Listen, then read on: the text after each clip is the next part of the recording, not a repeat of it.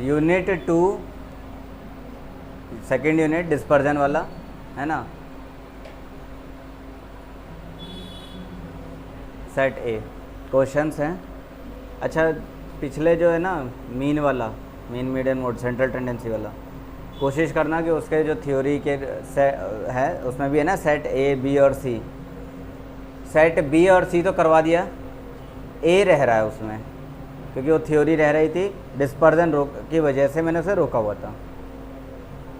Done. तो कहोगे तो उसे भी करवा दूंगा, अभी तो ये करवा ही रहा हूँ, बाकी अगर चाहो तो एक बार घर पे उसे ट्राई कर लेना। उसकी थ्योरी इजी है, इसमें थोड़ा सा सिर घुमाने वाली थ्योरी है। देखिए पहला क्वेश्चन है which of the following statement is correct, क्या सही है बस ये बताना है। तो पहली बात, टू डिस्ट्रीब्यूशंस में have identical measures of central tendency and dispersion. तो ये वाला मैंने तुम्हें याद करो एक एग्जांपल से समझाया था। दो क्रिकेटर्स थे आरएस और वीके, इनका अपना डाटा लेके करवाया था ना, एक ये डाटा एक ये डाटा है। अब सवाल ये है कि दो डाटा हैं, दोनों के identical measure of central tendency और डिस्पर्जन हो सकते हैं क्या? क्या इन दोनों का मीन एक बराबर और डिस्पर्जन एक बराबर हो सकता है? तो इसका जवाब है हाँ, हो सकता है। हो सकता है क्यों? क्योंकि दोनों डाटा एक बराबर हो, दोनों के दोनों डाटा ही बराबर हों तो मीन और डिस्पर्जन दोनों बराबर हो सकते हैं। दूसरी बात, टू डिस्ट्रीब्यूशन में have identical measures of central tendency but different major of dispersion. Central tendency दोनों की बराबर हो, डिस्पर्जन अलग अलग हो, क्या ऐसा हो सकता है? ये तो मैंने खुद ही इसी में ही करके दिखाया था, याद होगा। तो ये भी सही है। तो ए और बी दोनों ही ऑप्शन सही आ रहे हैं, तो अब हमें ये देखना है कि ऐसा कुछ है ऑप्शन। तो इसमें तो तीसरा ही दिया है, ए बी सी तीनों सही, मतलब यही सही होगा। अलग से दिया होता कि ए एंड बी तो वो उस पर बात करते हम, तो इसका मतलब सी वाला स्टेटमेंट भी सही ही है। पहले का आंसर डी। दूसरा, डिस्पर्जन मेजर्स, डिस्पर्जन क्या मेजर करता है? The scatterness of a set of observation. Scatterness of a, scatterness का मतलब फैलाव है ना। तो डिस्पर्जन हमें बता रहा है कि डाटा हमारा कितना ज़्यादा फैला हुआ है, क्या यही बता रहा है? या फिर the concentration of a set of observations.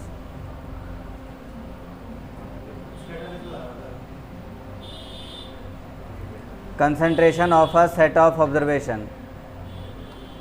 स्कैटरनेस मतलब फैलाव, कंसंट्रेशन का मतलब एक जगह इकट्ठा होना। तो हमें डिस्पर्जन क्या बता रहा है? स्कैटरनेस। तो ये ऑप्शन हो गया ए। तीसरा question, when it comes to comparing two or more distributions we consider. देखो जब हमें दो या दो से ज़्यादा डिस्ट्रीब्यूशंस को आपस में कंपेयर करना हो तब हम कौन सा तरीका लेते हैं? अब्सोल्यूट मेजर ऑफ डिस्पर्जन लेते हैं या रिलेटिव मेजर ऑफ डिस्पर्जन लेते हैं या ए एंड बी बोथ लेते हैं या फिर आइदर ए और बी? बोलो।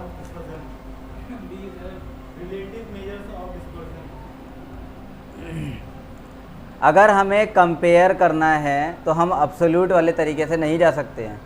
अब्सोल्यूट वाला तरीका तो हमें सिर्फ नंबर बता रहा है ना, होमोजेनिटी नहीं है। हो सकता है जैसे दो बच्चे हैं और दोनों के अपने मार्क्स हैं एग्ज़ाम में, तो एक बच्चे के मार्क्स 50 आउट ऑफ 50 हैं और दूसरे के बच्चे आउट ऑफ 100 हैं, तो दोनों का अगर हम मीन निकालेंगे तो अलग अलग आएगा, डिस्पर्जन निकालेंगे तो अब्सोल्यूट फिगर तो अलग ही आएगी।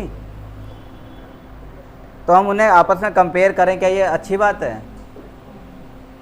कंपेयर करना चाह रहे हैं तो रिलेटिव वाले तरीके से जाएंगे, यानी कि परसेंटेज वाले तरीके से जाएंगे हम। डन। तो option number B is the correct answer. Which one is easiest to compute? आसान क्या है कंप्यूट करना?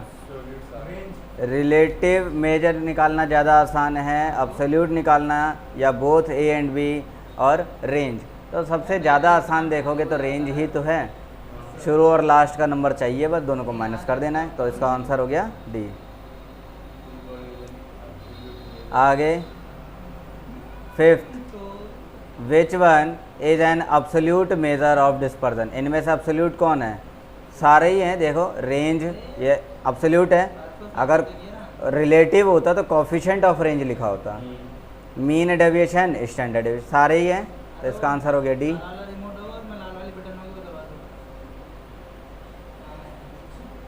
फिर sixth point, which measure of dispersion is most useful. ज़्यादातर कौन इस्तेमाल किया जाएगा? तो याद रहे, अगर कोई ज़्यादा अच्छे से इस्तेमाल होता है बढ़िया, तो सबसे पहला जो स्टैंडर्ड डेविएशन, क्योंकि लास्ट में वही आया था, और सबसे बढ़िया तरीका डिस्पर्जन निकालने का स्टैंडर्ड डेविएशन है। आगे, which measure of dispersion is not affected by the presence of extreme observation. इनमें से ऐसा कौन सा मेजर ऑफ डिस्पर्जन है जो एक्सट्रीम ऑब्जर्वेशन की वजह से, मतलब बाहर से अगर कोई भी बदलाव आ रहे हैं डाटाओं में, तो उसकी वजह से इस पर कोई असर ही नहीं पड़ता? चेंज ऑफ ओरिजिन वही ना शायद? नहीं, बाकी के डाटाओं पे, जैसे सारे डाटाओं में अगर चेंजेस आ रहे हैं तो कहीं ना कहीं रिज़ल्ट में चेंजेस आएंगे, है ना। लेकिन कोई ऐसा बताना है जिसमें कि कुछ डाटाओं में चेंजेस आ जाने के बावजूद आंसर में चेंज नहीं आएगा, आंसर में चेंज नहीं आएगा। रेंज, रेंज में अगर शुरू लास्ट का चेंज हो गया, है ना, एक्सट्रीम ऑब्जर्वेशन आ रही है तो चेंज हो सकता है। मीन डेविएशन ये तो सारा ही डाटा लेता है, स्टैंडर्ड डेविएशन भी सारा डाटा ले लेता है। क्वार्टाइल डेविएशन ये सिर्फ क्वार्टाइल्स को लेता है, बाकी डाटाओं को इग्नोर मार देता है, यानी उनमें अगर चेंजेस हो भी रहे हैं तो इससे इसे कोई लेने देना नहीं है। तो इसका आंसर डी। डी देखो। अगला, which measure of dispersion is based on the absolute deviations only. इनमें से ऐसा कौन सा मेजर ऑफ डिस्पर्जन है जो केवल अब्सोल्यूट डेविएशन पर बेस्ड है? Standard deviation, mean deviation, range और क्वार्टाइल डेविएशन। इनमें से अब्सोल्यूट पर बेस्ड कौन है?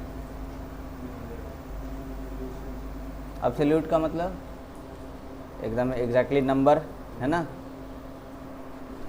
तो याद करो, जो मैंने डाटा दिखाया था उसमें एक काम बताया था मैंने कि RS और VK दोनों के अपने अपने स्कोर हैं और दोनों का मीन है। उस मीन को सब में से माइनस करके ही तो डेविएशन देख रहे थे, हैं। तो अब्सोल्यूट डेविएशन एग्जैक्टली कौन बता रहा हमें? मीन का डेविएशन है। हाँ, वो बात अलग है कि मीन के डेविएशन को भी हम दो बेसिस में देखते हैं, mean deviation about mean, mean deviation about median, ठीक है ना। ये हो गया। आगे बढ़ जाते हैं, क्वेश्चन नंबर 9। ये थोड़ा बड़ा कर लेते हैं, दिखेगा बढ़िया से। Which measure is based on only the central 50% of the observation. 50% मतलब आधा, आधे पर बेस्ड कौन है?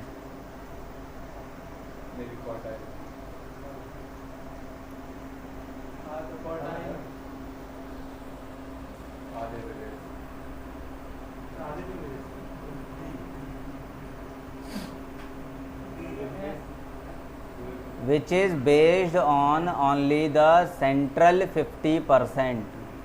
तो 50% देखो डाटा ये है ये 50%, इसका 50% ये, इसका 50% ये। कहाँ पहुँचे हम? क्वार्टाइली पर तो हैं, तो कौन आ जाएगा? Quartile deviation. डन।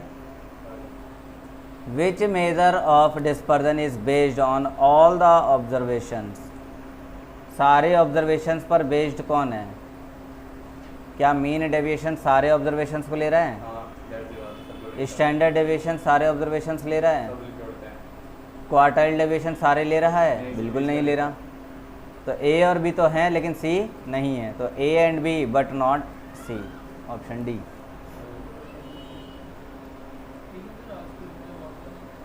बस अभी तो है, कितने क्वेश्चन है इसमें टोटल? 10 क्वेश्चन हो गया। हाँ तो बस 10 मिनट और लगेगा। The appropriate measures of dispersion for open end classification is, देखो appropriate measure of dispersion for open end classes. Open end classification का मतलब है जिसका ओपनिंग नहीं पता और क्लोजिंग नहीं पता, बाकी सारे पता हैं, उनके लिए कौन बेस्ट रहेगा? अब क्वार्टाइल ही रहेगा, चाहे 30 का लेता है वो। बिल्कुल, ये क्योंकि ये क्वार्टाइल डेविएशन के केस में ना तो हमें शुरू से मतलब है ना लास्ट से मतलब है, केवल बीच वालों से ही हमें मतलब है। बात क्लियर हो? अगला, the most commonly used major of dispersion is, ज़्यादा कौन इस्तेमाल किया जाता है मेजर ऑफ डिस्पर्जन के रूप में? अभी थोड़ी देर पहले ही बताया था ये कि जो ज़्यादा अप्रोप्रिएट है वो कौन है? Standard deviation. Which measure of dispersion has some desirable mathematical properties? Mathematical properties किस में लग जा रही हैं? स्टैंडर्ड डेविएशन में लगती हैं, मीन डेविएशन में लगती हैं, क्वार्टाइल डेविएशन में लगती हैं, कि सब में लगती हैं? ज़्यादातर अगर देखा जाए तो भयंकर कैलकुलेशन किसकी है? स्टैंडर्ड डेविएशन की, है ना। बाकी तो सारे ये एवरेज बता रहे हैं, मीन डेविएशन, क्वार्टाइल डेविएशन, ये तो सिर्फ एवरेज के लिए हैं। लेकिन जो स्टैंडर्ड डेविएशन है ये कुछ ज़्यादा डीपली चला जाता है।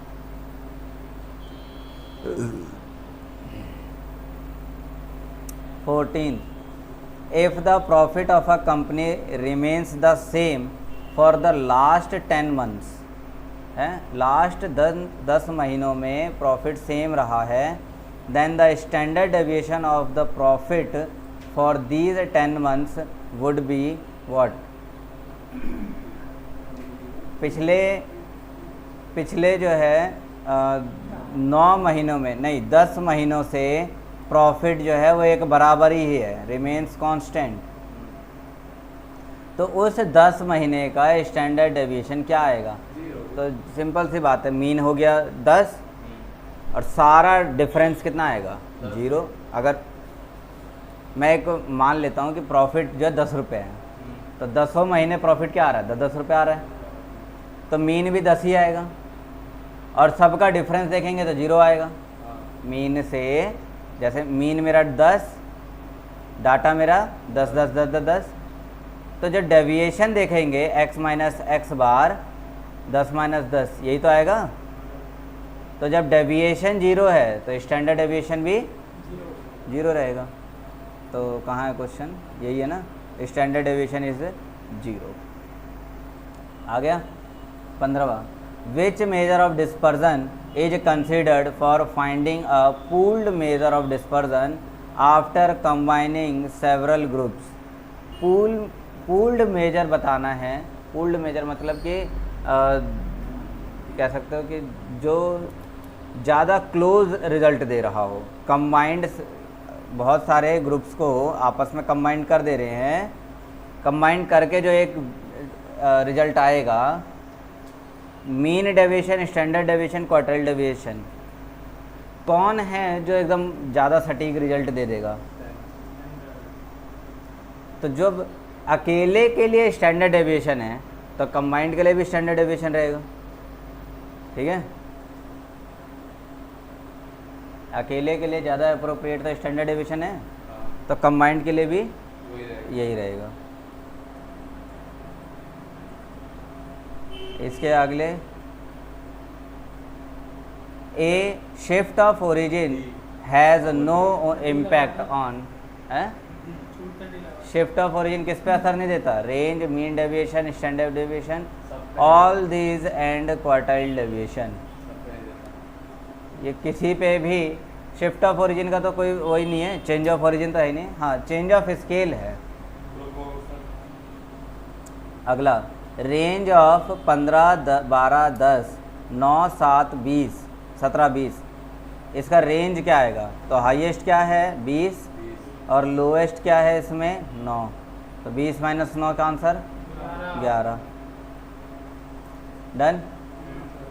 इसके बाद द स्टैंडर्ड डेविएशन ऑफ 10, 16, 10, 16, 10, 16, 10 हैं, एक बीच में गड़बड़ा दिया, 10, 16, 10, 16, 10, 10, 16, 16, इसका स्टैंडर्ड डेविएशन बताना है कि कितना आएगा। तो अगर ऐसे देखा जाए तो क्या करोगे? मीन निकाल के सब में डिफरेंस देख लो और जो आंसर आएगा उसका जोड़ के डिवीजन दे दो जितने नंबर हैं और उसका रूट निकाल दो। क्या करा जाएगा? देखो इनको वो करेंगे, प्लस करेंगे, कितना आएगा? 1, 2, 3, 4, 4 बार तो 10 है, 40 तो यही हो गया, और 1, 2, 3, 4,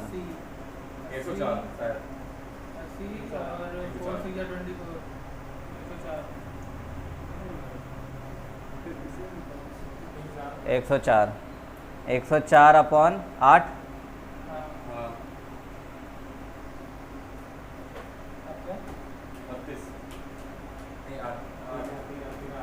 13 आ गया 13। अब सब में ये माइनस कर ले, क्या माइनस करें? 13 को सभी में माइनस कर लो। पहले में -3 आएगा, दूसरे में 3 आएगा, फिर तीसरे में -3, फिर चौथे में 3, फिर -3, -3, फिर 3, 3। काट दो सर,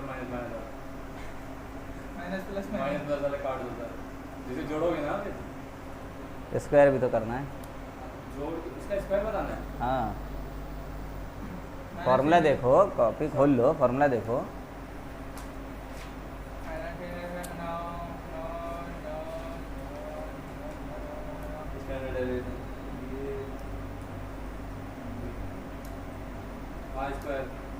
आ गया। अब इन्हें सबको जोड़ना है। 1, 2, 3, 4, 5, 6, 7, 8, 8 बार है, 72 डिवाइड 8 कितना आएगा? 9, और इसका रूट कर देंगे तो 3।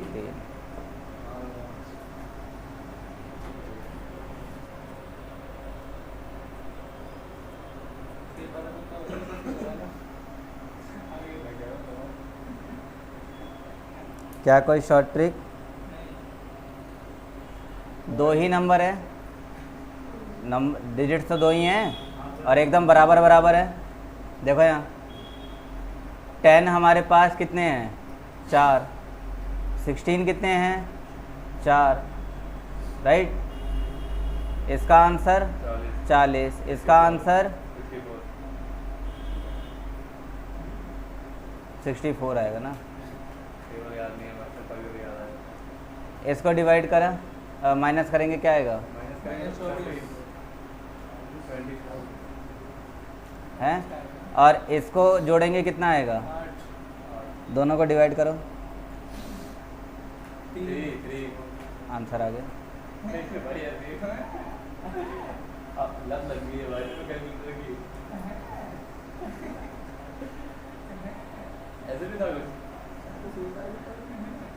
ठीक है।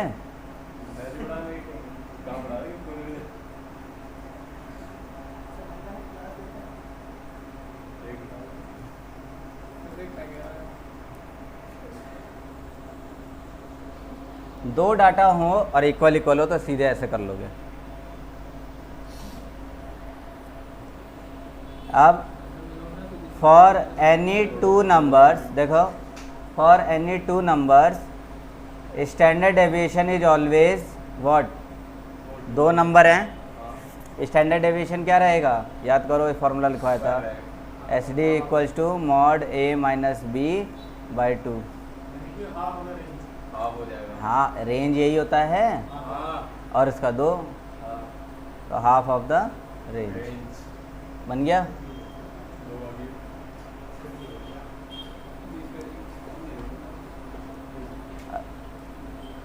दो क्वेश्चन रह रहे हैं।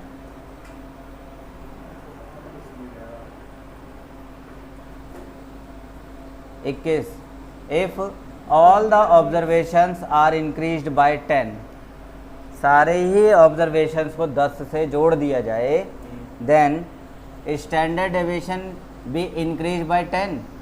देखो इंक्रीज बाय 10 का मतलब होता है प्लस करना। अब प्लस करने का मतलब क्या है, चेंज ऑफ ओरिजिन या change of scale? Origin. Change of origin. आ रही है बात समझ में? यस और चेंज ऑफ ओरिजिन का किसी पे भी असर नहीं पड़ना। सर। तो पहला option H D would be increase by 10, बिल्कुल गलत। दूसरा mean deviation would be increase by 10, बिल्कुल गलत। Quartile deviation would be increase by 10, increase है सर, कैंसिल। और चौथा all these 3 remain unchanged. Unchanged. अगला, if all the observations are multiplied by 2। हाँ तो सर इसका आंसर आएगा बाय 2।